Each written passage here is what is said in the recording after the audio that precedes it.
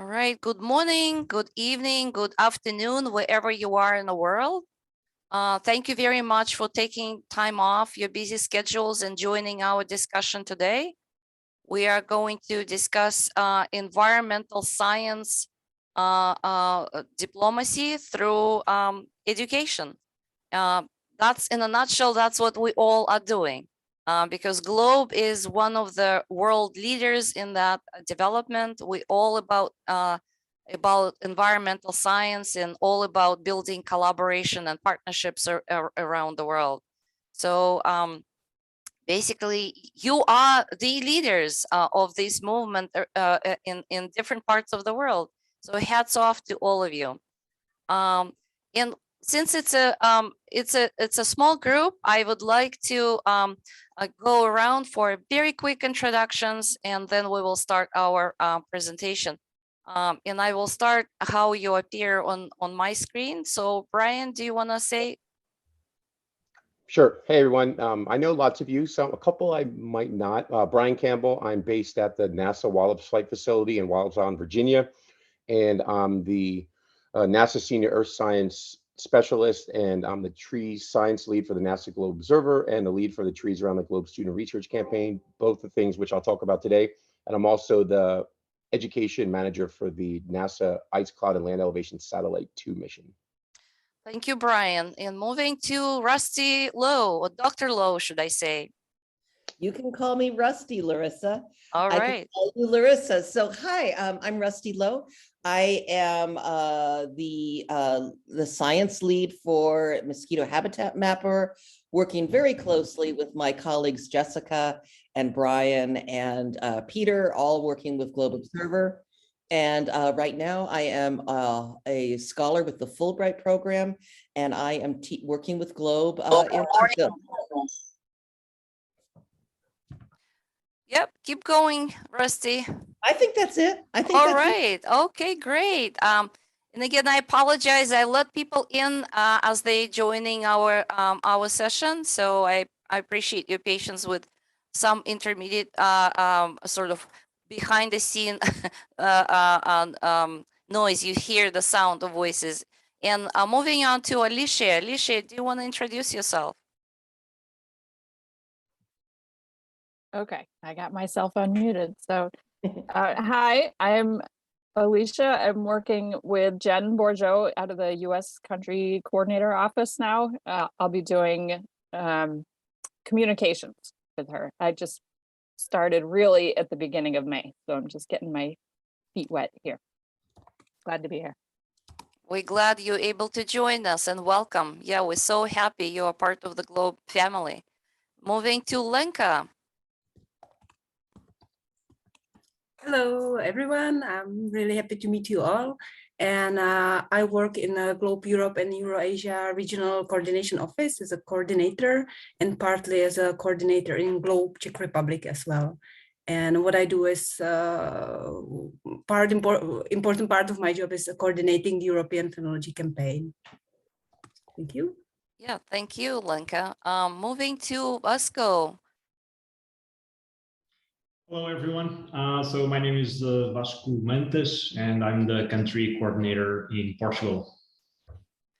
Really nice. And again, my apologies if I mispronounce any of your beautiful names. So I'll do my best. Yes, and moving to Dana. Yeah, hello. I'm Dana, and I work for the Regional Office Europe and Eurasia together with Lenka and with my colleague Bara, who she's not available today. And greetings from Prague, Czech Republic. Thank you very much. And Ramona? Hello, everyone. My name is Ramona. I am the Globe Deputy Country Coordinator for Malta. I live in Gozo, sister island to Malta, a small island in the Mediterranean Sea. So my job is coordinating and supporting all teachers through the Globe program, and I'm also a geography teacher. Thank you. Oh, nice. Thank you, Ramona. And Michael, Professor Jabat. Hi, I'm Mike Jabat. I'm a U.S. partner at the State University of New York.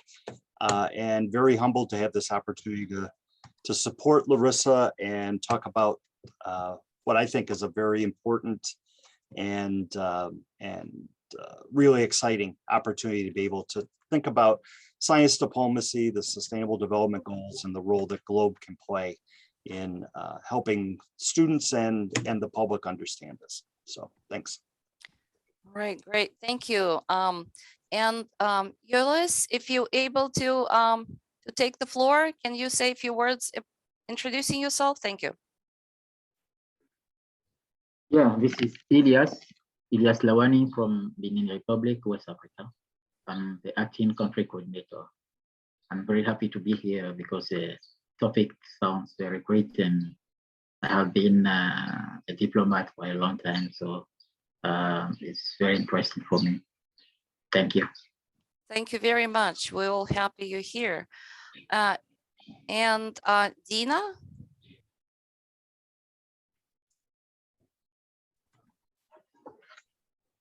Can you hear me?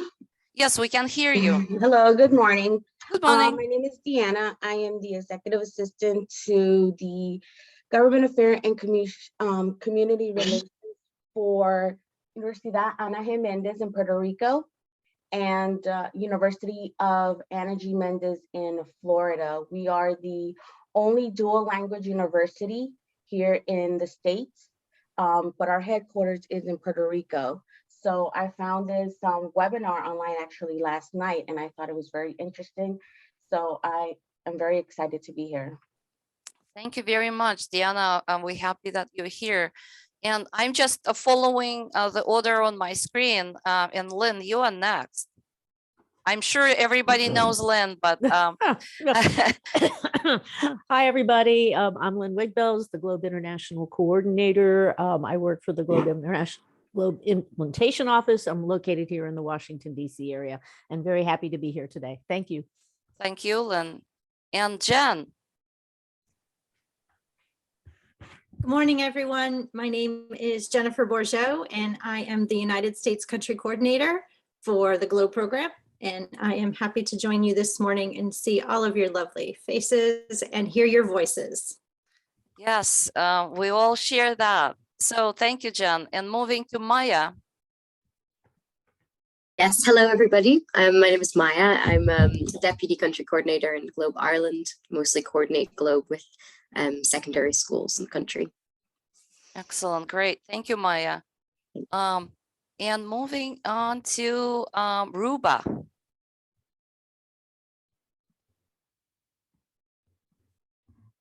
Ruba, can you hear us? Hello, everyone. Hello. I'm Ruba Habab, coordinator GLOBE from Jordan. Thank you, Ruba. We're happy that you're here. I'm not sure if I missed somebody, but it looks like Francis didn't have a chance to introduce. Francis? Hello. Yes, hello. I'm Francis Waswansobuga, Country Coordinator, Uganda, and Education Representative, Africa Group. Thanks. Thank you. We're really happy that you're here with us. And moving to, thank you. We're moving to Mokgadi Madiga. Am I pronouncing it? What a beautiful name. My goodness. I'm so sorry. I'm not doing a good job pronouncing it, but what a beautiful name. Good afternoon. My name is Mokgadi Madiga. I'm the country coordinator for South Africa, and I'm glad to be in this meeting today. Thank you. Thank you. We're so happy that you're here with us. And it looks like, unless I missed somebody, if I missed somebody or if somebody just joined us, please take the floor. But other than that, it looks like we are, this is the group for our discussion today. So one presenter who is member of our GLOBE family, he is on the West Coast of United States. and it's a 6 a.m. It's way too early. I believe he was working last night until midnight, and it's too early for him to wake up. So he did send a few words of about his work in Globe, and we will be showing it during our presentation. And it looks like some country coordinator from one part of the Africa just joining us now. It's a very good timing. Let's see. All right. And couple more people. I appreciate your patience as we let people in. All right, and we have a lovely representative from another representative from Africa, and we would love you to change your to really type your name because it's only says Africa. And if you can introduce yourself, that would be really great. Thank you.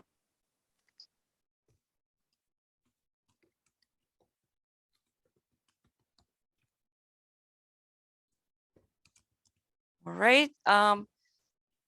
It looks like one of the representatives from Africa is working on his or her sound. So we will be happy to hear from him or her as soon as the technology will cooperate. We welcome you all to our discussion today. So what we would like to do, we have not a long presentation, but we see it more more informal exchange with you, but we have some PowerPoint presentation that we want to show, and please interrupt us at any time because we see it more as an exchange and a discussion rather than a lecture. So we hope that we will have that discussion together with you. So let me share share a screen with you, and if the screen is sharing properly, please give me a thumbs up. Okay, so so today we're going to talk about environmental science diplomacy through education, and our presenters today is Brian Campbell from NASA, Peter Falcon, who is in West Coast in JPL, and Dr. Rusty Lowe, who is a Fulbright Fellow in Brazil. And myself, humble Larissa, I am from Massachusetts, from one of the US Globe partners, and I am from Global STEM Education Center. All right, let me see, for some reason, the slides are not changing. All right.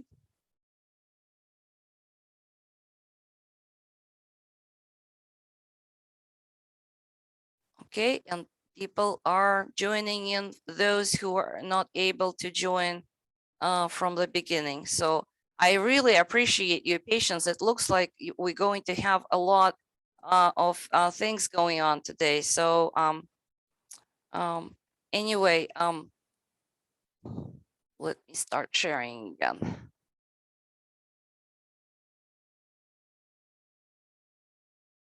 And I will need, Rusty, would you show me your thumbs up if you, or maybe anyone, can you see me? Can you see yourself? Okay. They look great. All right. So so what we're going to discuss today is this is our agenda. What environmental science diplomacy is, and how it's becoming an integrated part of the K-12 or secondary education around the world. And we will go through the agenda, then we will discuss that the Globe is one of the leaders in environmental science diplomacy through education.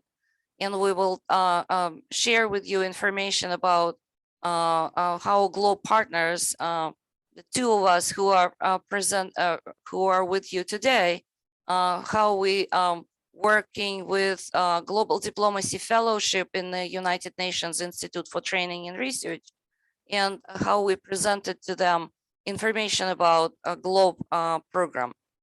So then we will talk about how teachers are teaching not only about the United Nations Sustainable Development Goals, but with the UN Sustainable Development Goals. And we hope that Professor Mike Jubat will share his knowledge of that topic. And we hope that Professor Jubat also will talk about another great resource for teachers in environmental science, what UN GEO6, it's a global environmental outlook for youth, how that resource is very priceless for those who teach environmental science and science in general in any level of schooling, and how both SDGs and GEO6 are integrated into the global educational activities. Then we will give the floor to Brian, who will talk about great highlights of the globe activities that you all know Brian very well. And I know that many of you attended to different very special webinars, and hopefully you will continue attending to those webinars. But Brian will really share with all of you some very important highlights. For many of you, it would be repeating information that you might already know, but for some of you, it would be a new information. So we're really grateful for Brian joining us today to share his knowledge and expertise. And then we will give the floor to Peter, who is not able to join us live, but he did send a short video that hopefully we're able to share with you. And then we hope that technology will cooperate, because the internet in Brazil, in specific location where Dr. Rusty Lowe is currently located, is not very stable. So internet is not stable, but we hope that it will work. And Rusty is able to share her unique experience and perspectives as a Fulbright Fellow in Brazil. And then at the end, we will talk about what we can do with all that information and next steps. So, and that would be that is the plan for our discussion today.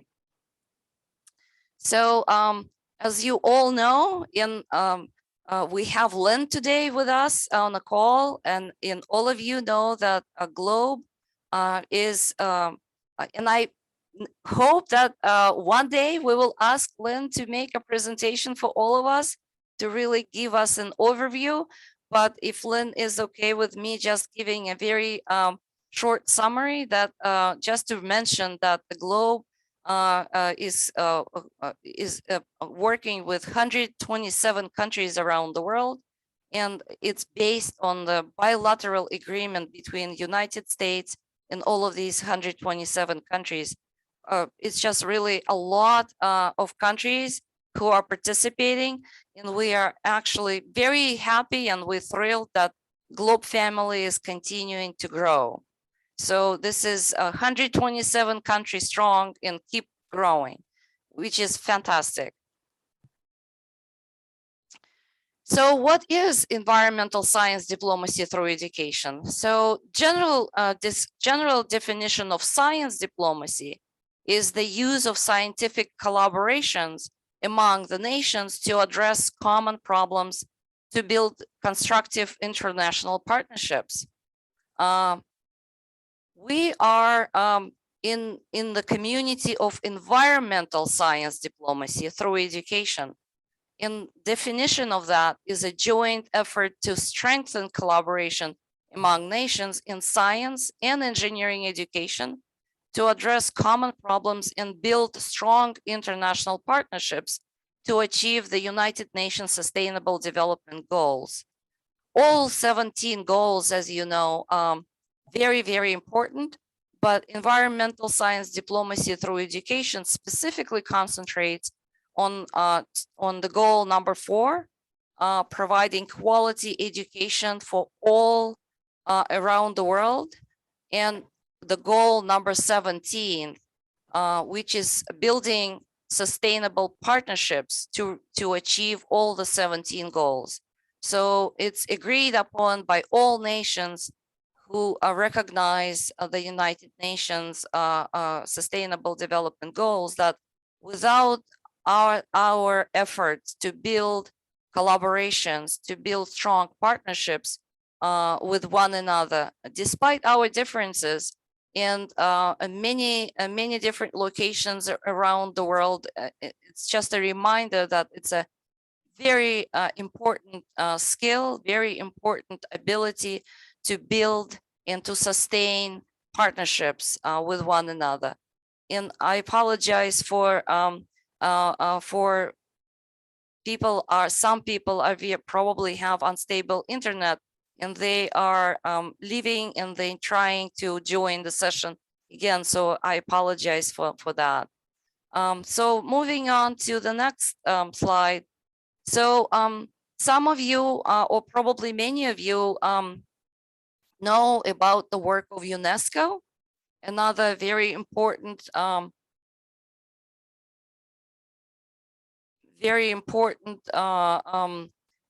UN agency that really works on education. I apologize for pauses as I let people in as they trying to really navigate the technology, because they constantly are trying to really, looks like they have some difficulties with internet. So I appreciate your patience.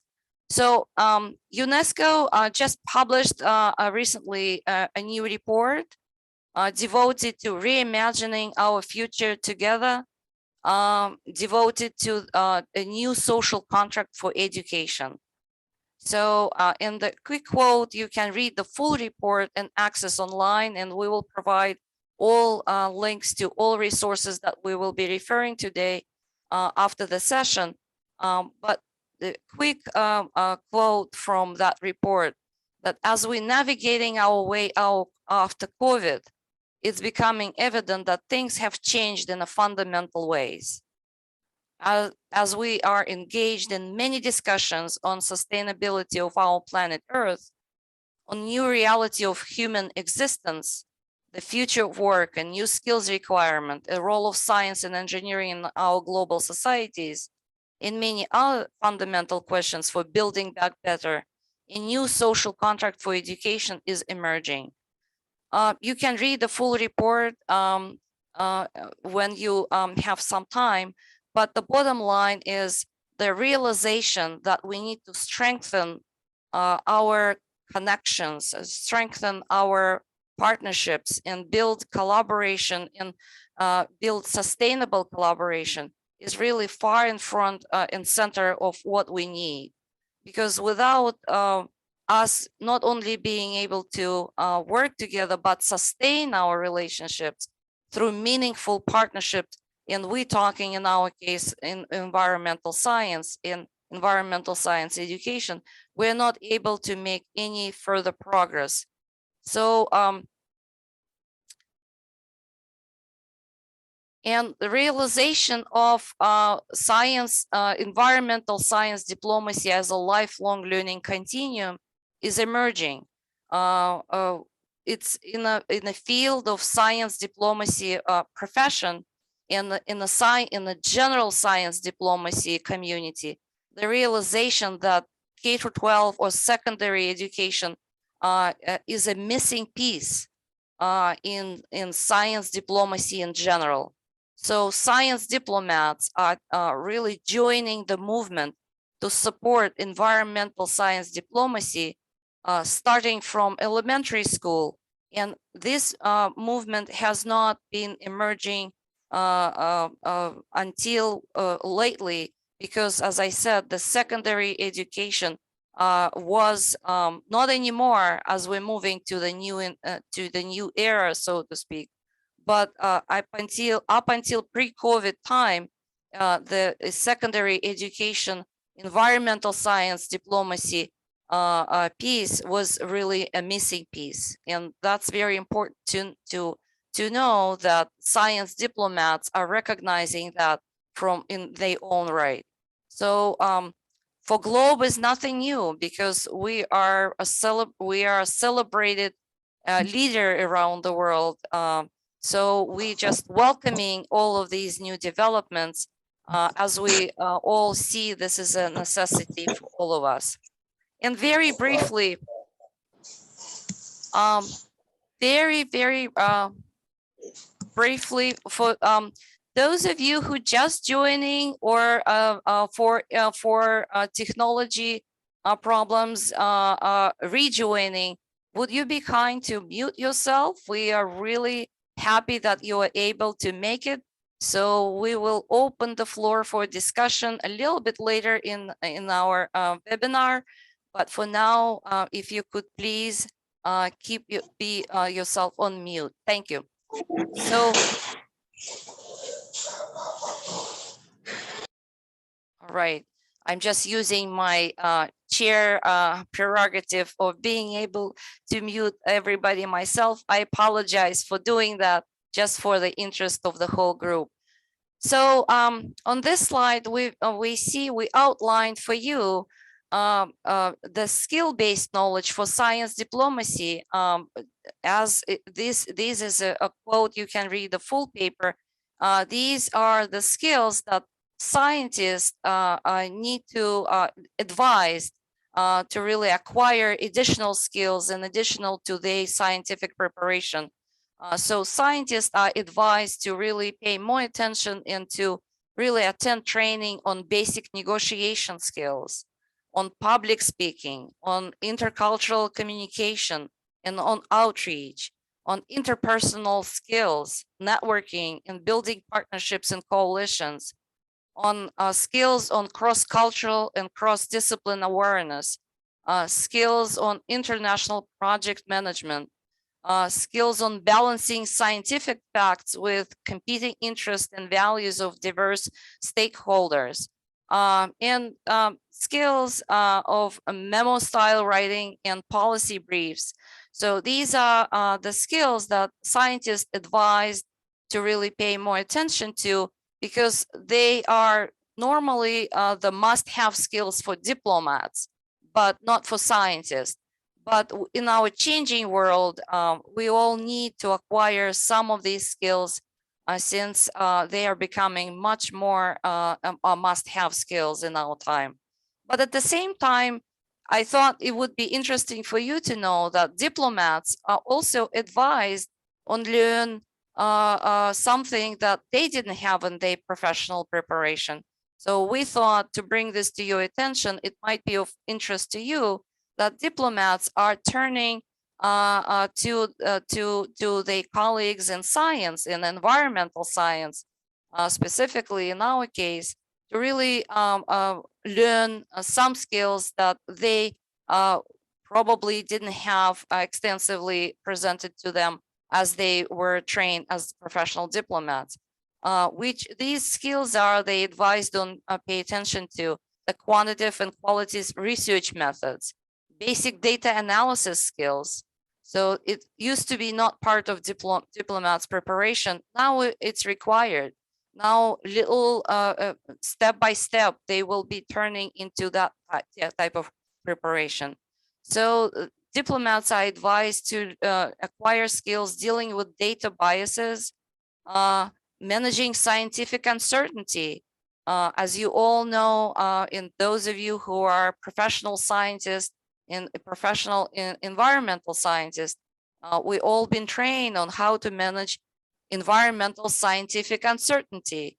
So the skills are distinguishing between correlation versus causation, inductive and deductive reasoning, skills of contrasting between legitimate science versus pseudoscience. I apologize. My English is my third language, and I am giving up on pronouncing this word. So moving to the next skill, identifying and assessing scientific experts in different fields, and also they advise to learn more about risk analysis.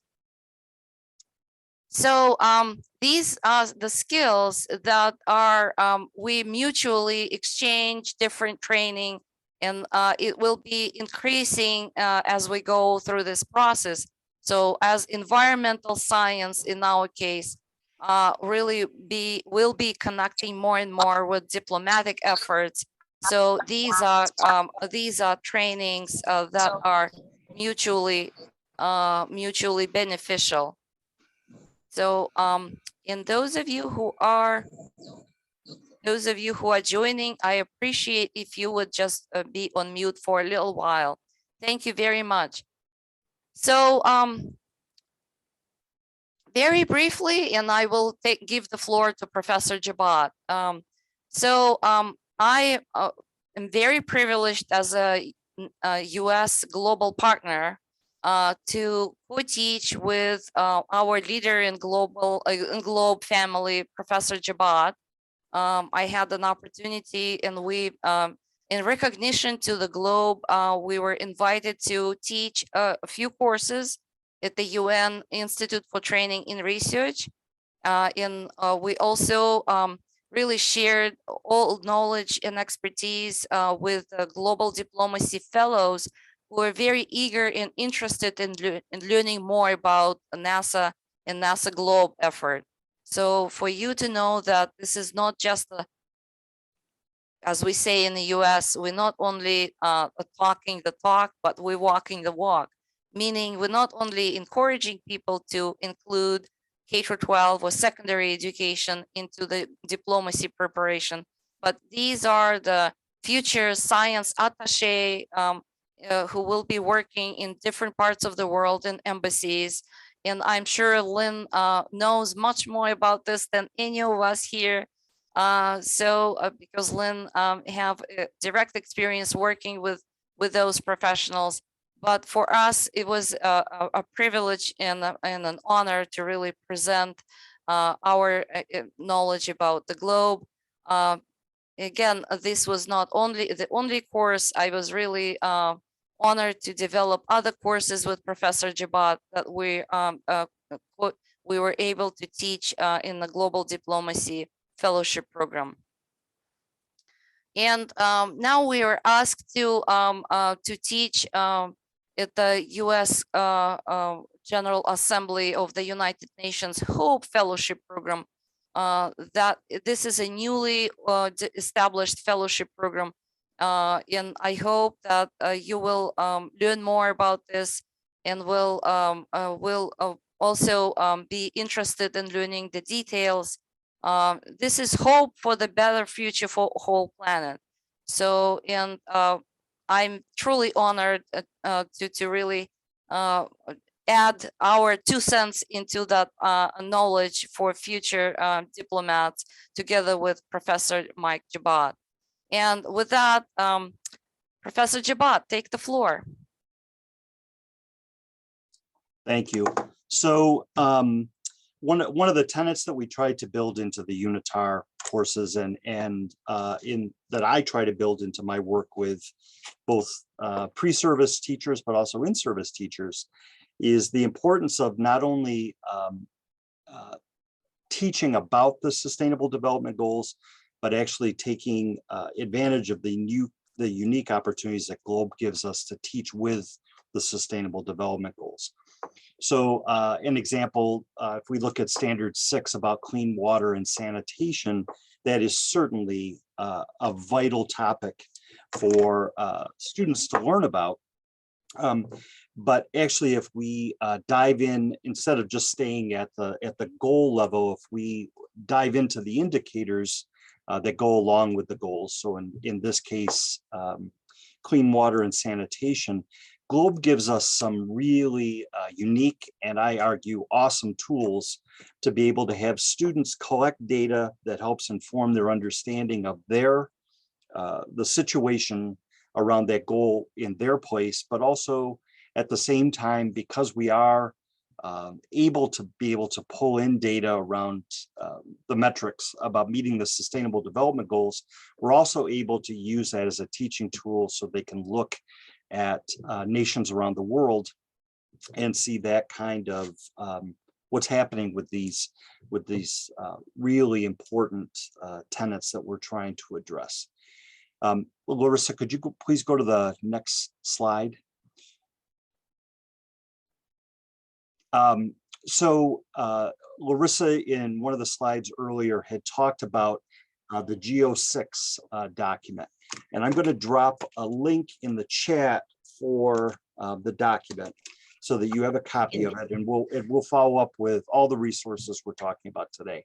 But what the Geo6 is a formal bridge that the United Nations has developed between the Sustainable Development Goals and the kinds of work that we can do with youth. So in our education systems. So the idea of taking what at many levels is really highly scientific ideas and messages, and being able to translate them in a way that students can get their minds around this, and ultimately, hopefully be able to take action around these.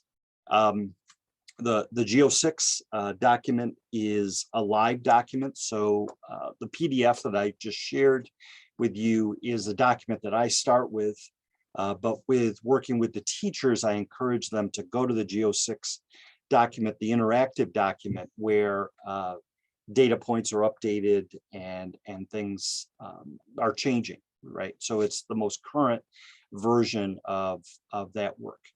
I think as we move forward with this work around science diplomacy, I think the interaction between GLOBE and the Geo6 document, and ultimately the Sustainable Development Goals, is one that I think will just continue to grow. You know, the work, you're going to hear work from Rusty about mosquito habitat mapper, which is the level, ultimately, right, a measure of that could be cases of malaria, which is a direct indicator from the Sustainable Development Goals. You're going to hear Brian and Peter talk about the IOP around trees and land cover, which ties back into the Sustainable Development Goals as well. So I'm just using those as sort of really current examples of where having our students interact using GLOBE protocols and GLOBE activities can have these direct connections to some really important work outlined by the Sustainable Development Goals, by UNEP, and ultimately by Geo6. Excellent. Thanks, Melissa. Thank you very much, Professor Gibato, Mike. So with that, if I may pass the floor to Brian. And Brian, I made you a co-host. If you have your own slides, or if you would like, you can just talk through these slides. The floor is yours. You are in the driving seat. All right, thank you, Larissa. Yeah, let me go ahead and share my screen here. If you unshare, please, thank you. Okay, 1 second.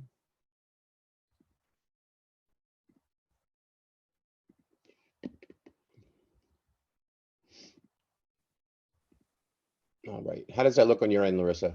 Very good, thank you. All right, great. So hey, everyone. A lot of things that Larissa mentioned and Mike talked about, I'll be talking to you about today, so great. So we're going to talk a little bit about globe trees, and as Larissa said, I'm going to highlight just a couple things.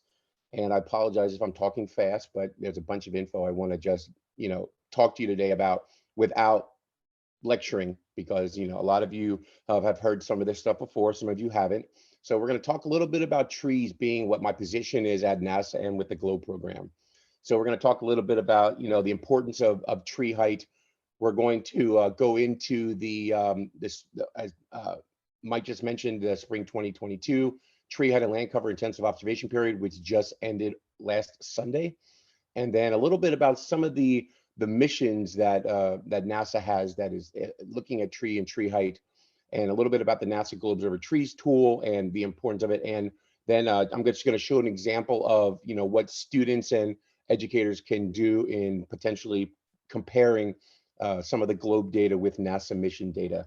And I want to verify that I'm talking about comparing data. We're not talking about validating satellite data. That is something, is a totally different process at NASA and other agencies that work with satellite data. Validating satellite data is a totally different, it's an arduous process. We're talking about comparing data potentially that scientists can use it as kind of a secondary or tertiary level of data for research. So just a couple quick things, and I know a couple of you have seen this type of slide, often, but I like to mention it because when we talk about tree height, when we mention it just kind of in casual conversation, a lot of folks think, oh, big deal, trees grow tall, we see it all the time.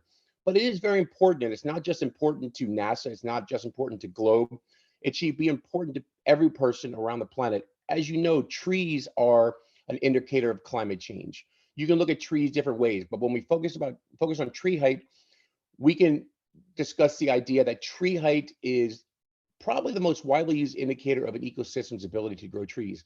You have, two very different parts on the planet. You have the Amazon rainforest and you have areas like the Sahara Desert. One place grows trees very well, one place doesn't. And it has to do with, the amount of precipitation, the type of climate, the type of soil. So it's all these different things that can align to different Globe protocols that you may have, you may be trained in, or you have trained people in, or you have worked with students or done yourselves. Tree height also allows you to track the growth of trees over time. We have lots of trees on my property. We have about an acre and a half of property where a lot of it is a wooded area. And we see this area changing all the time. We see trees, some die, some fall, some look like they're not growing. Then all of a sudden we have bud burst. So, just it's so dynamic, but they are indicators to help us understand how our planet's responding to change.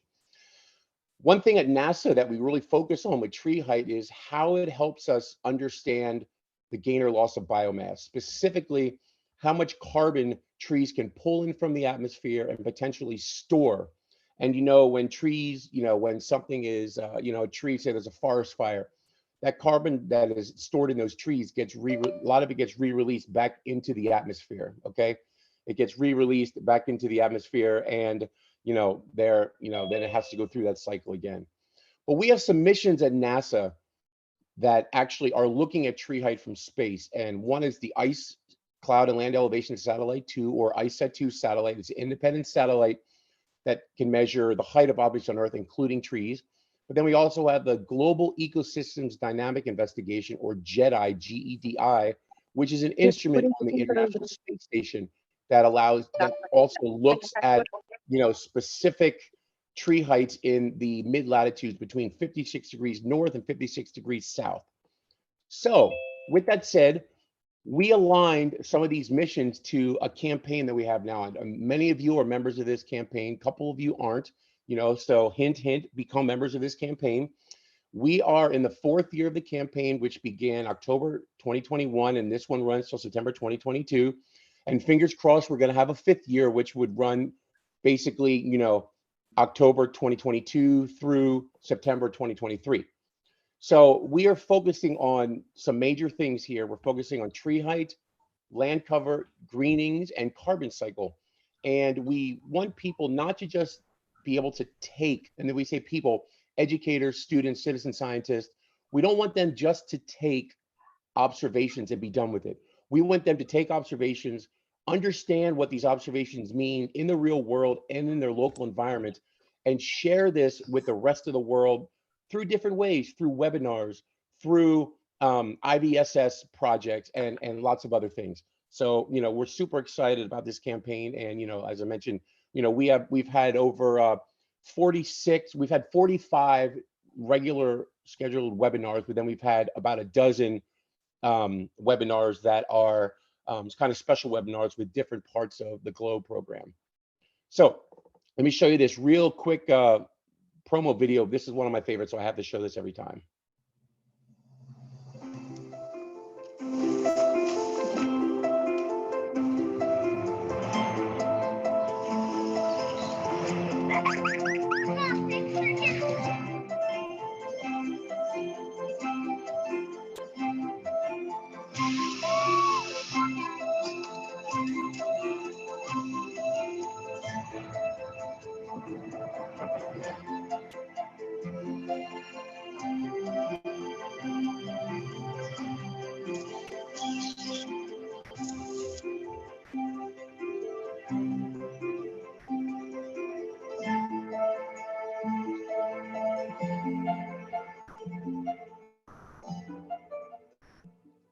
So as you can see, that actually said 121 countries. So that's, you know, that was at the beginning of the campaign. And then, as you know, we're at 127 countries with the GLOBE program.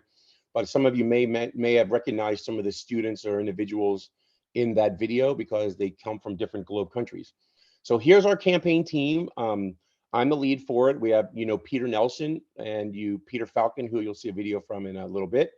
Dorian Janney and Christopher Schumann are emeritus because they're working on other projects right now, so they don't work directly on the campaign, but they do attend and, you know, share ideas with our campaign team. So as Mike mentioned earlier, the Trees Around the Globe Student Research Campaign hosted the Spring 2022 Globe Tree Height and Land Cover Intensive Observation Period. And this ran from Earth Day, which is April 22nd, through last Sunday, May 22nd, International Biodiversity Day. And you can see here, we had some awesome partners with this collaborators. You know, we have the Globe European Phenology Campaign, which Donna and Lenka are here today. Also, Borjo is part of that. We had the United Nations Environment Program and the Grid Warsaw Center out of Poland, Warsaw, and Urban Heat Island Effect with Dr. Kevin Chikowski. You all probably know him as well. So we've had great collaboration for this. And the idea of this is we were trying to get a lot of data in a short amount of time, because when we talk about data like tree height, and comparing to satellite data, scientists really look for data density. They want a lot of data in a small amount of time. So then when the satellite or instrument passes over, they can then do some comparisons a little easier, because as you know, a lot of times the more data in a particular area, the better. It helps you understand that environment just a little bit better. So for the full spring 2022 tree height and land cover IOP, for tree height, we had 2,553 observations from 979 locations in 24 GLOBE countries. Land cover, we had 405 observations from 215 locations in 16 GLOBE countries. And you'll see this graphic and some other information coming out in the next GLOBE newsletter. I sent that out recently to Chris Woodall at GIO, so you're going to see that information coming soon. But this is really cool because we really got the importance out, and thank you to all the collaborators as well, and those of you who did as well, get that information out to the entire GLOBE community. I know we don't have data coming in from 127 countries, but we didn't expect that because it was such a short 1 month long period. It was, you know, so we couldn't get it out to everyone. Everyone couldn't, you know, get the data information into the GLOBE database. So we're still looking for the data that's coming in that was, you know, dated between these two dates. So these numbers may be updated in the near future. So quickly, these two missions I want to quickly talk about real fast, and I kind of talked about them. We have Jedi and we have the ICET-2 mission. ICET-2 uses an onboard laser altimeter system to measure the time it takes the laser photons to hit the planet, you know, objects on Earth like trees. Okay, we primarily look at ice, look at the Greenland and Antarctic ice sheets and how fast that ice is melting, and we look at, you know, melting sea ice at the North Pole and then around the Antarctic Peninsula. But we can measure tree height this way as well. So we have this satellite that really uses this laser technology called LiDAR, and it's a near polar orbit. So, you know, we're firing off 10,000 laser pulses per second, and in each laser pulse is about 300 trillion photons. We get about 12 photons back to the satellite out of every laser pulse. Doesn't sound like a lot, but it is, because that means we get about 120,000 usable data points every second from ICET-2. That's why we have we have several trillion data points from ICET-2. All right. This is showing you some of the really cool ways that ICET-2, what they can measure. If you look at this top here off the Bahamas, you can see that we were able actually to map the surface of the ocean. That's that line, you know, that you see through the middle. Okay, this line you see right here, this is the ocean surface, all right? But because that water was super clear and super calm, we were able to measure the height of the bathymetry of the ocean floor. So the photons are leaving the satellite, traveling through, hitting the ocean surface, bouncing off, but then also some of them are bouncing back off the ocean floor, all right? So what's really cool about that is we didn't expect it to be that good when we launched it. And then we have an example here of Sequoia National Park, where all of these points here are treetops in Sequoia National Park, you know, where these massive trees are located. Then we have Jedi, and I'm running through this pretty quickly because I want to get done so I can pass it over to Peter and Rusty because I don't want to take up all the time. Jedi uses a LiDAR system as well. It doesn't fire as many photons, but it concentrates in this section, in the section of the planet between 56 degrees north and 56 degrees south latitude, because that is the orbit of the International Space Station. Okay, so it measures tree canopy height solely. So it's really, really focusing on just the trees. So a combination of the Jedi data and the ISAT-2 data and the ground-based data from the GLOBE program is absolutely amazing for potential research. All right, so that's, I'm just not going to go through this, but this is showing you these massive numbers of data that we have gotten from ISAT-2 and the Jedi mission. The data coming in, here's where all the tree height data is coming from across the planet. You can see we do have some holes there, but that's to be expected. But we right now in the database, since we introduced the tree height part of the biometry protocol back when GLOBE began, we have over 65,000 tree height observations. And since the campaign, the Trees Around the Globe Student Research Campaign started, we have over 54,000 observations. So in the first like 11 years, no, sorry, the first 90 by 15, yeah. So just over like, you know, 20 years of the GLOBE program, we got about 11,000 observations. But in the last 4 years, we've gotten an additional about 54,000 tree height observations. So campaign, you know, we're hopefully we're doing it right. So we're getting all this data in. So when we look at tree height, we have two major ways to do it. As you know, the traditional way with GLOBE using hand-held clinometer and doing the math, doing the trigonometry, but also the NASA GLOBE Observer Trees tool where we program the trigonometry and all the math into the app so it can be easily done and done very quickly. Literally, it can take about a minute to take a tree height observation. And then we have the importance of taking tree height observations at the same time you want to take a land cover observation, because trees are land cover. And it's super important because since trees are land cover, when you take a land cover observation, we want to know what that land cover is, where those trees are growing. It's super important. And that's one thing that you'll see if you're part of our Trees Around the Globe Student Research Campaign webinars. We stress this often. Now, last of all, we have the ability to compare the data, as I mentioned earlier. And there's going to be a lot on this. I'm not going to show you all this, but if you go to our campaign website, we have some tutorials on how to do this. But we have an online tool developed by the National Snow and Ice Data Center that houses all the ISAT-2 data. We can compare the ISAT-2 tree height data to the GLOBE tree height data from the biometry protocol or from the, you know, the trees tool. And you can do some cool comparisons to figure out, you know, how close the data comes. And that's what scientists can potentially use in their research. They can look at trees. You know, this happens to be looking at a group of trees on my property. I took tree height observations with a NASA GLOBE observer of multiple trees, the tallest trees and the smallest trees that I could access. And then I looked and saw that ISAT-2 dropped a photon right on that spot. And I did a comparison. And so you can see pretty close.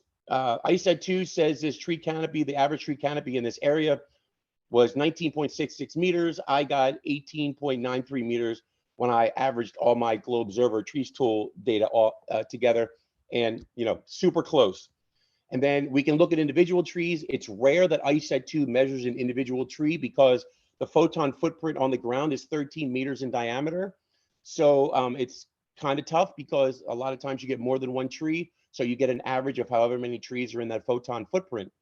But with this, ISAT-2 dropped one directly onto a tree in my neighborhood, and I was able to measure it. And you can see here, ISAT-2 measured it at 19.13 meters. I measured it first at 19.4 meters, so pretty close. I measured it again later on. It was 16.61 meters, and that's because we had major storm here, which destroyed. This was a Bradford pear tree, which is not a very resilient tree. It's an invasive species here in the United States. But the tree basically broke in half at the highest point. So it dropped about 3 meters in height. But this is really cool to be able to do this. So, you know, this is another way that we like inform science literacy when you're looking at the data and you're comparing data and you're looking at multiple data at any time. So I will finish that with just saying thank you for all the awesome data that you and your folks in your countries have provided to the GLOBE program and NASA. And I will pass it back over to you, Larissa. Thank you very much, Brian. As you all can see, the theme that the GLOBE is already the leader in the world in the environmental science diplomacy through education. So it's not new to us, it's just a new, very important wording around activities that we all involved in for a long time. So hats off to all of you. You are environmental science diplomats. That's who you are, because you are contributing to building and maintaining strong relationship and partnerships through environmental science education. So thank you. In the interest of time, we will show the video that Peter Falcon so kindly recorded for all of you a little bit later, but we would like to make sure that Dr. Rusty Lowe has a chance to speak with you and to introduce herself and to speak about her outstanding work, as she is currently on a Fulbright Fellowship in Brazil. And the internet is somewhat unstable. So whatever might work from Rusty, from your side, we just want to make sure that while your internet is alive and well, we capture your presentation and your words of wisdom. So with that, and as you can see that being a Fulbright in Brazil and being an outstanding environmental leader in education and environmental science by itself is just very unique experience. And thank you to Rusty. And Rusty, I will share with you the floor. So I will share with you that I will make you co-host. And with that, you can take the floor. Thank you very much, Rusty. Okay, thank you, Larissa. And I'm now able to share my screen. And I'm going to start to my slideshow. Okay. So, oh my goodness, I hope you will forgive me. I have Portuguese subtitles going because I've been using those last month. Rusty, I'm sorry to interrupt. I apologize to interrupt. For some reason, we only seeing the menu on your top level of your screen, but we don't see your slides or any pictures. Okay, let me try again. Thank you for letting me know. Oh, thank you, and my apologies. I know how challenging it can be to manage, and we're so happy that internet is cooperating. So you can yes, now the slides are on. Beautiful. Thank you very much, Rusty. Okay, thank you. Yeah, thanks so much. I think the internet is good now. And I don't want to spend too much time because we've had such a long and interesting talk, but I think what I will do is I will focus a little bit on these two paths of science diplomacy that are supported by the US government. And one of them, of course, we're all part of, which is the GLOBE program. And I had the privilege of being selected as a Fulbright scholar. And I'm not the first person in GLOBE to have done Fulbright. And I also want to let you know that everybody on this call has the potential to apply to do Fulbright, because the Fulbright program sponsors teachers from other countries to come to the US. It sponsors teachers in the US to go to other countries, and it funds scientists and artists also to make these changes. So as I talk, think about, maybe how you would like to become, to increase your opportunities to be a science diplomacy fellow. Okay, so we already know what science diplomacy is and how important it is, because it allows us all to understand each other, our shared problems, and the sustainable development goals of the UN provides us a common language where we can all begin to address the common challenges that we all have. So So I am working with the Fulbright. The Fulbright is the US's international sort of flagship program. Its byline is leading by taking responsibility and making meaningful change. And it is led by the US government. It's in 160 countries worldwide, and it provides programs for people of all backgrounds to participate. So their idea is one connection at a time.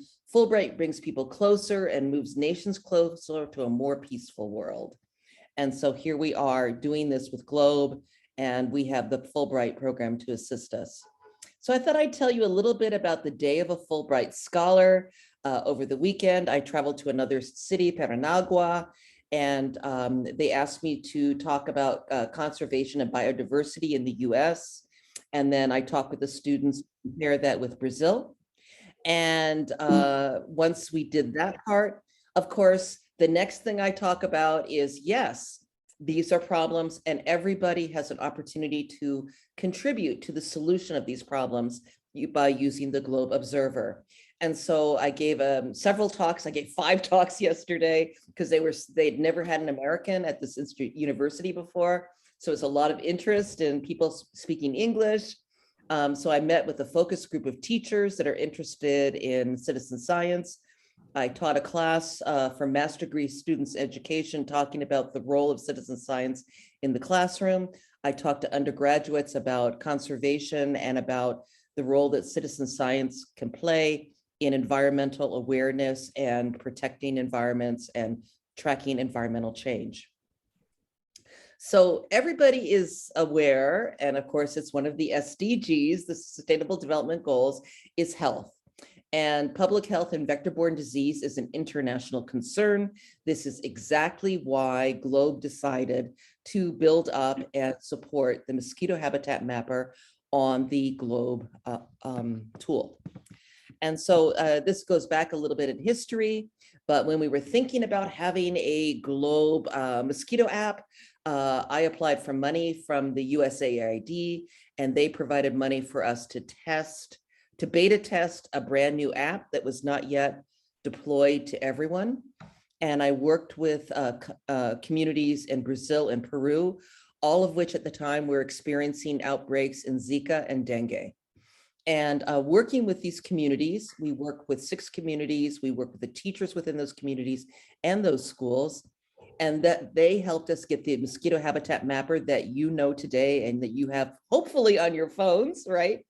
But the reason why we have the different steps and why it's structured the way it is because of their great feedback. So one thing they said, we don't want those photographs, they're too hard to understand. We want icons. So now we have icons. We just told them where it was. Now we have a map. We have the questions, yes and no. And now instead of having a big discussion of all the different parts of the mosquito, we give them pictures and we say, yes, it's a larva. No, it's not. Yes, it's a Culex. Yes, it's an Aedes. So these are all changes that happen because of this work that we did with our partners, our Globe Brazil and Globe Peru partners. So there's those 4 steps, and the 3 mosquitoes that are mosquito taxa that are on the app are the 3 most important genera for vector-borne disease in the world, and that's Aedes, which is Zika and dengue and many other arbovirus diseases. There is Anopheles, which is a parasite that is transmitted through the bite, and Culex, which also is involved with a whole bunch of diseases, including West Nile virus. And of course, one of the things we have in our app, which is different than the other apps, is everybody is encouraged to take action. So we don't just collect science and do science. We know that is super important, but we also empower communities through environmental justice by giving them the opportunity and the tools to make a difference in their health by dumping out these sites. So all of these things that are part of our app came from this work we did with our Globe Brazil and Globe Peru communities. We had webinars with teachers. I'm sorry, not webinars. We actually had face-to-face workshops with teachers. and we did field work. And I want you to take a look at this woman here on the left. She was a teacher in a middle school in Paranagua. You'll see her in a minute later, but this is about 6 years ago. After that, they were so excited. And this scientist here on the left was involved in doing air quality research. And he says, I think this is important. I'm going to put my energies into getting the word out to other communities. I'm going to make a Zika bus. And so he wrote a proposal right after we left. We worked together. And in about 1.5 years, he was able to obtain funds for a mobile laboratory to take the information about Zika, to take the mosquito habitat mapper and citizen science out to rural communities that really need this information and don't get it. So this is really a globe success. Today, this is what the Zika bus looks like. And these are 3 of the people working with this bus. And this is the scientist who set up the bus. And I have a little video here, which I'm not going to show because I think we have short time. But he talks a little bit about the important role that Globe played in this program and where it is going. And here, whoops, I'm not going to show it. But here is I accidentally did that. But here is the team that's working on this. And on the left here, we have someone who is interested in doing his PhD in, Jarosel is doing his PhD in Science Capital. Dr. Emerson here works in Lab Mobile and is very involved in the development of citizen science protocols and working with this bus. This woman in the middle, Tamara, is working with the citizen science program in Paranagua. The next woman over here, Livia, is doing science and policy. Danny is the one with the next one in the line. She is doing her master's degree on citizen science and the Zika bus and its effectiveness in education. And then this woman on the right, you just saw her 6 years ago. She's a teacher.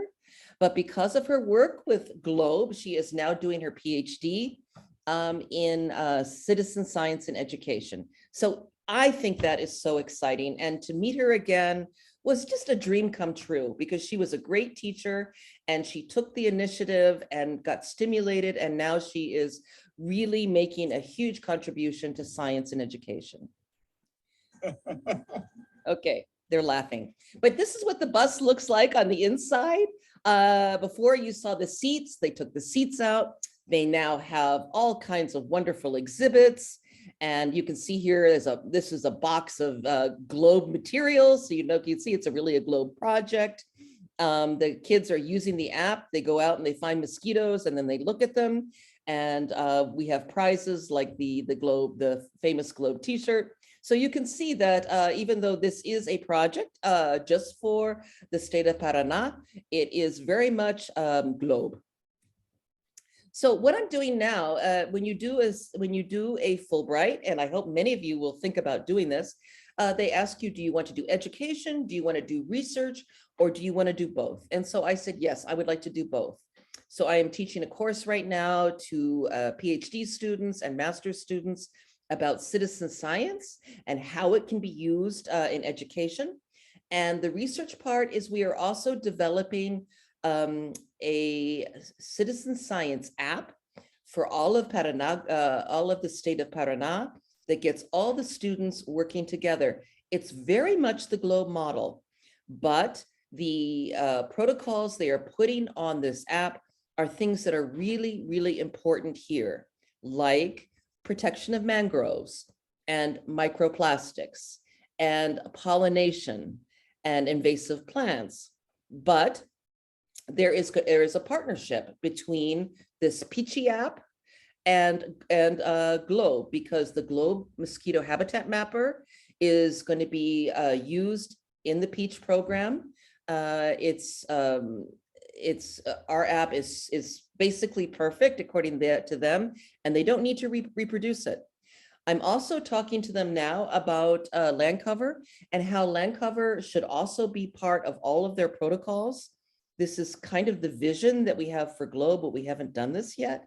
But they have an opportunity to build on what we have done and develop something new. And so this is something that has been very exciting for me because I can see the work that we are doing is evolving, and it is also being customized to the needs of the students, to the ecological programs and problems in their region.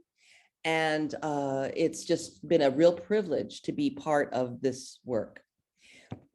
So before I go, I just wanted to talk about the SDGs as our common language, the Sustainable Development Goals.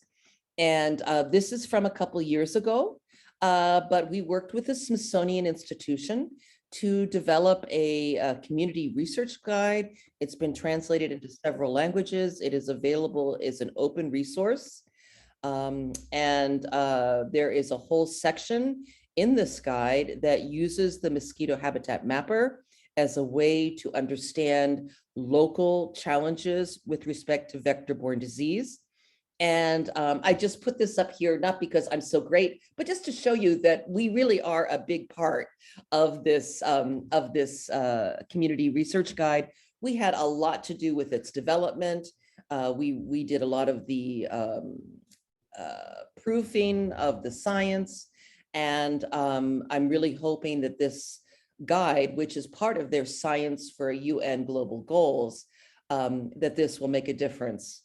And once again, this is another way that GLOBE has served as in science diplomacy. Okay, I think that might be just about all I want to say. And so I'm going to exit here. But if you would like to find out more about the mosquito habitat mapper, we do have, just like Brian, a really cool campaign. We call it Globe Mission Mosquito. We don't have as many observations as Brian because people don't like mosquitoes as much as they like trees, but it is really exciting. This next in June, we're having a talk about how to build mosquito traps, how to be successful in getting traps, different kinds of traps. And we're going to have a scientist, Dr. Allison Parker, talking with the international GLOBE community about how they can use mosquito traps to better understand vector-borne disease and to teach about mosquitoes in the classroom. So if you're interested, you can find our website, which is GLOBE Mission Mosquito. And there you can find all our webinars. They've all been recorded.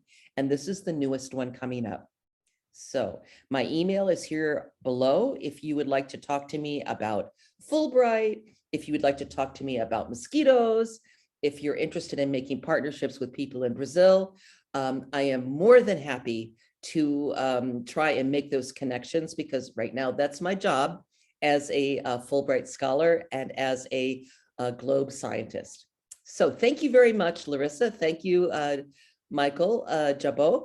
I do appreciate very much this opportunity to share with some of the most important people in the world, I think, which is the GLOBE community and the country coordinators that work with us. Thank you very much, Dr. Lowe. Thank you very much, Rusty. We apologize to all participants that we went over time. We understand if you have to disconnect, the recordings will be provided to you.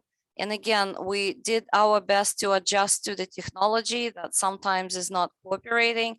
So that's one of the reasons why we went over time.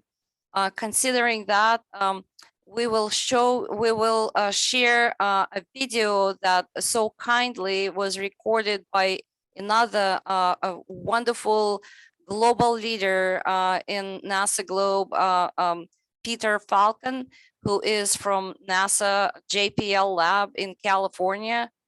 He recorded a short video just for you on this topic, environmental science diplomacy.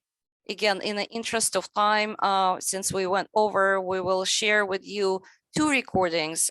You will receive a link to watch the Peter Falcon recording whenever you have time. And you will have a full recording of this session as well, along with all the slides and all materials that we shared with you today. All references will be provided to you. So what we would like to conclude our session with, and let me see if I can share a couple slides at the end of our discussion today. So let me see if this will work out this time. Rusty, can you show me a thumbs up if, okay. So just want to remind you that Globe is already far ahead of the game. We celebrated our 25th anniversary a few years ago, and we are 126 country strong. I would like to correct my mistake because I'm so excited other countries are joining Globe. So I gave you the round number that is not correct. The number as of today is 126 countries, but I'm sure this number will grow fast, and as the interest in the environmental science diplomacy through education is growing exponentially. And maybe I'm biased, but I'm a Globe family, but I feel and I strongly believe that this point of view is shared with many around the world, that the Globe is truly a leader in the environmental science diplomacy through education for many years.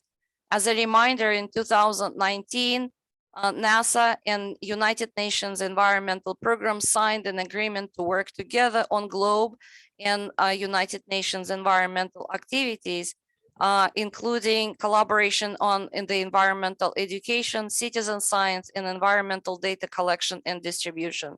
So you can find that information publicly online through Globe, through NASA, through UNEP, to celebrate our collaboration as well. And the last slide that we want to show with you is this, that we will have more webinars specifically devoted to different kind of training and skills in information sharing on environmental diplomacy through education. In the way forward, as we see it in the next steps, to really share our knowledge and expertise on teacher professional development, on strengthening our collaboration, and continuing building a strong Globe community.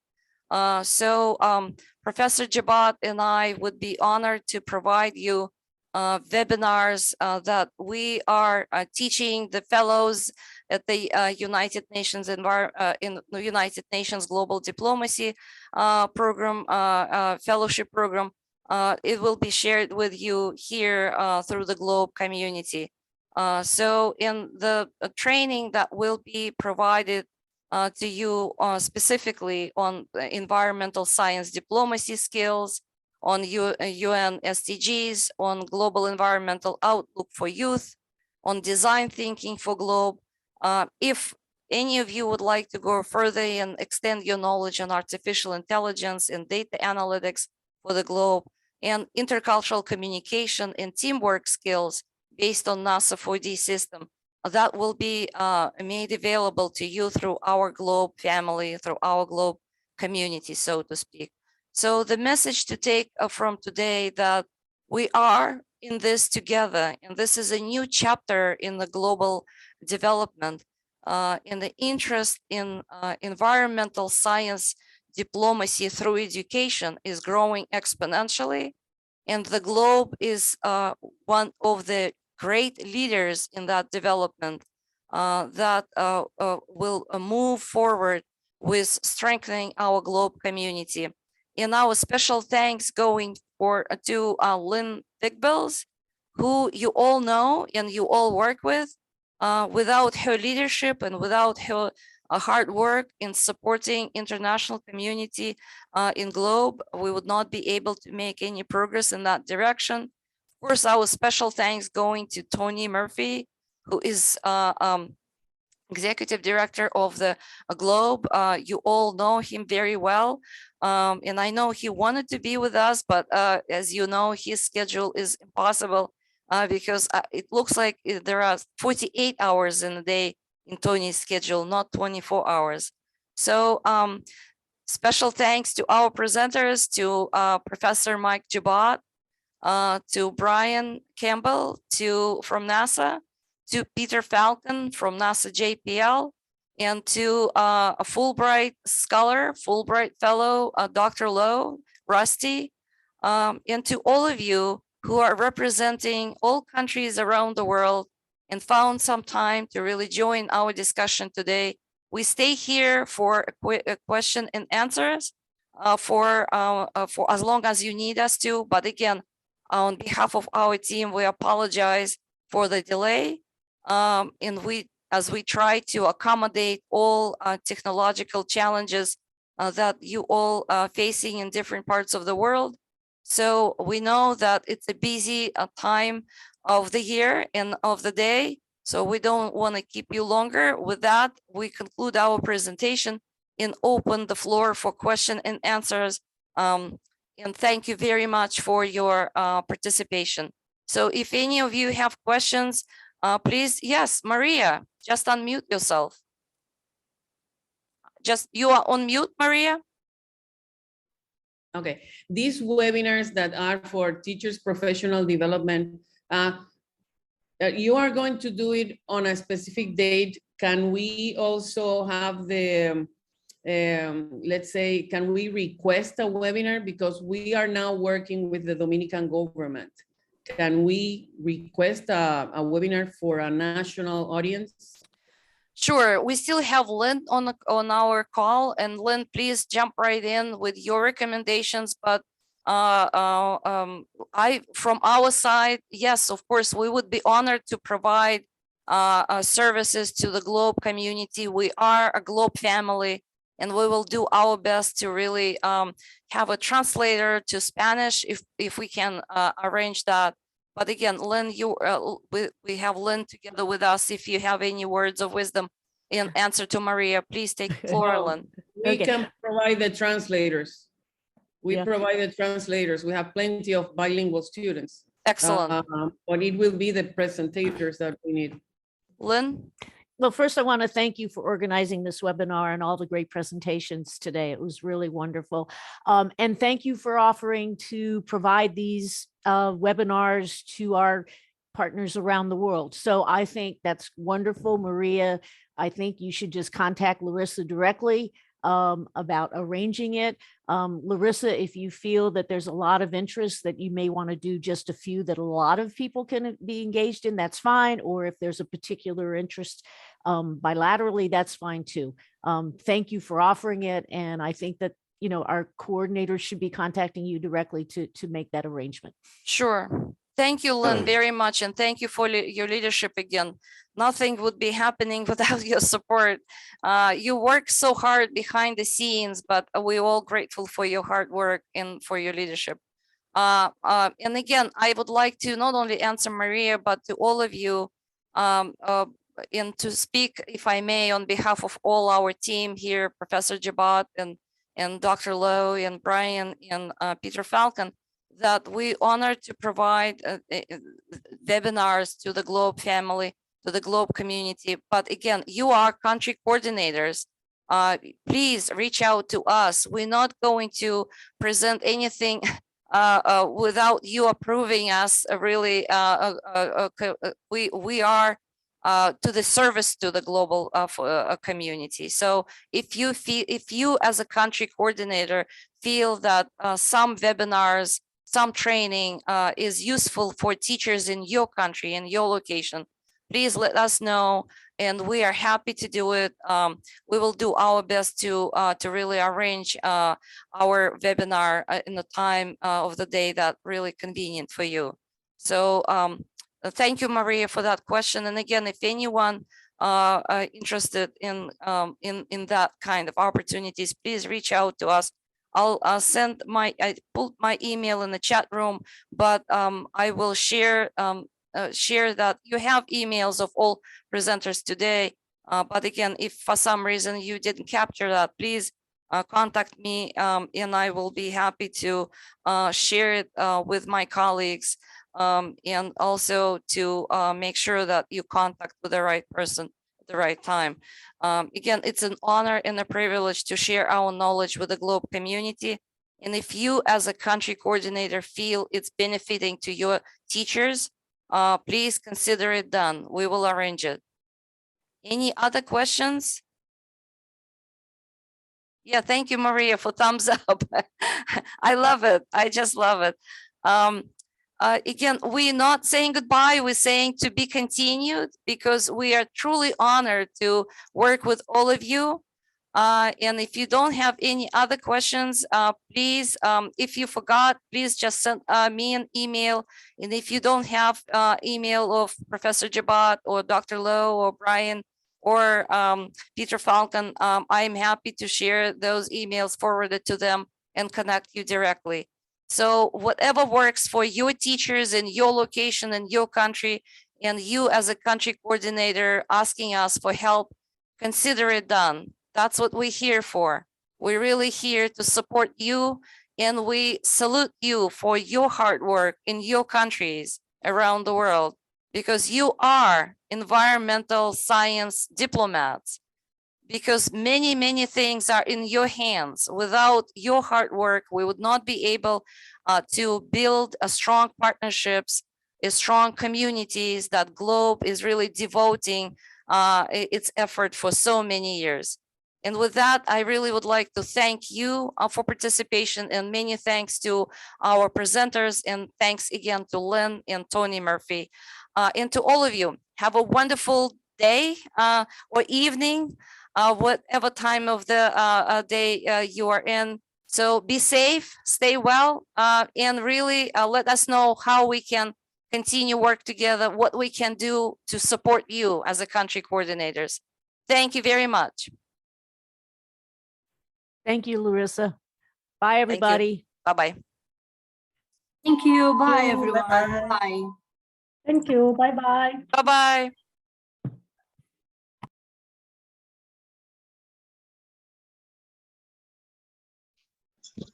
Adieu. Bye-bye. Bye-bye. Thank you very much. Pleasure. Thanks too for Yes, mediating. yes, Francis. Yeah, let us Bye. know how we can help. I will let you know, but it was interesting. Thank you very much. Cheers. Yeah. See you soon. Bye-bye. Hello, everyone. Good morning, and thank you for having me today. A special thanks to Mike and Larissa for inviting me to present to you today.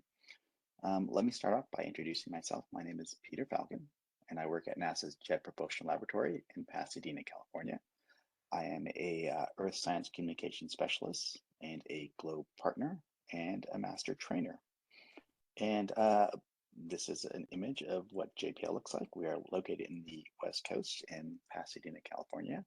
So I apologize for not being able to attend today's meeting, but 6 a.m. is a bit early for me, especially when I have yet to have coffee. So 6 p.m. Peter is much better than 6 a.m. Peter, trust me.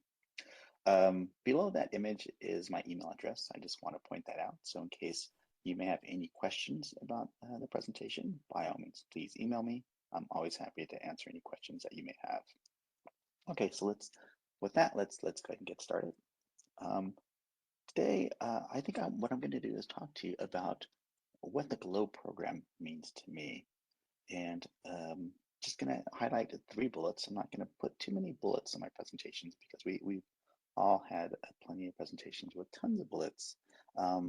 So what I thought I would do today is basically tell my story in the form of photos from the eye of the lens that I took on many of my trips. I've been very fortunate to travel to many different GLOBE countries, work with many different teachers and students, and I would like to share some of those experiences with you today. So today I'm going to talk a little bit about my work with GLOBE schools throughout the years, talk to you about the importance of international collaboration with teachers and students from around the world making environmental measurements, and why I feel the GLOBE program is very special, why it's unique, and simply why it's just an amazing program. So what is GLOBE? Well, GLOBE is agreeing to do a classroom visit in South Africa and having over 400 students arrive and realizing you're an introvert and this is the most people you've ever spoken to at one time, but they came, so you need to deliver, which I had a great time doing. GLOBE is taking a 20-hour flight and being asked to visit monks at a Buddhist temple in Thailand and to give an interview for radio and have it recorded as well with just a few hours of sleep. And if you can see in that image there, I desperately need to shave. I am wearing a Star Wars t-shirt. I'm just happy that I have 2 white socks on that match. Did not expect to have to do this, but once again, you're asked, so you need to deliver. Some of the highlights of what I do is I help to establish new GLOBE schools. I work with new GLOBE countries that aren't familiar with the GLOBE protocols and help to establish schools in those areas and work with teachers and students in those new GLOBE countries. I also provide mentorship and science guidance when requested. As you can see in those images, I give excellent and very interesting presentations, and I provide positive reinforcement to young students about their research and conduct professional development workshops for teachers. And as of late, I've been doing a lot of selfies. You can see there are quite a lot of different selfies in Thailand and Mexico and in different places. So that's some of the things I do in a nutshell with the GLOBE program. And when we talk about the importance of international collaboration, one of the things that we find that our students achieve is they have an exchange of cultures, of languages, of traditions, and they become more worldly individuals while conducting environmental research and learning through STEM education. So here in some of these images, you can see one student, she's measuring mosquito larvae. I have a colleague, Dorian, who's providing some mentorship to students, asking her questions about their research. You can see some students with certificates, very excited to show and highlight the work that they have done. And on the far side, you see some students doing some research poster presentations highlighting the work they've done using NASA satellite and their observations in collaboration. So it's a very great program to be able to do this. And as mentioned, learn about not just what's going on in your local area, be able to extrapolate that to a regional and national and global perspective. And just to tell you a little bit about what GLOBE means to me. GLOBE is caring. GLOBE is having a GLOBE partner help plan your vacation because you're going to her country. She wants to make sure you're taken care of, not because she needs to, but because she cares and she wants you to make sure that you have a very great time in her country. So that's an image of myself and my cousin going to Greece. GLOBE is friendship. GLOBE is making friends that take care of you and show you around their country while you're there. And it makes you want to do the same for them when they visit your country. And GLOBE, most importantly, is family. When I first started in the GLOBE program, this woman there that you see in the corner, her name's Nan.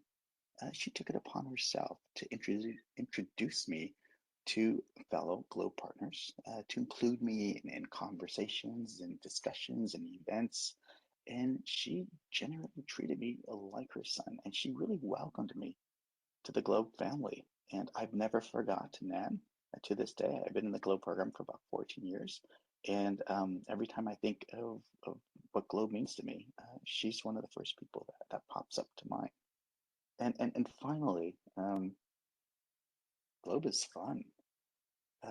Just to show you a couple different images, the students on the left, they're from Thailand. 2 of those students have gone on to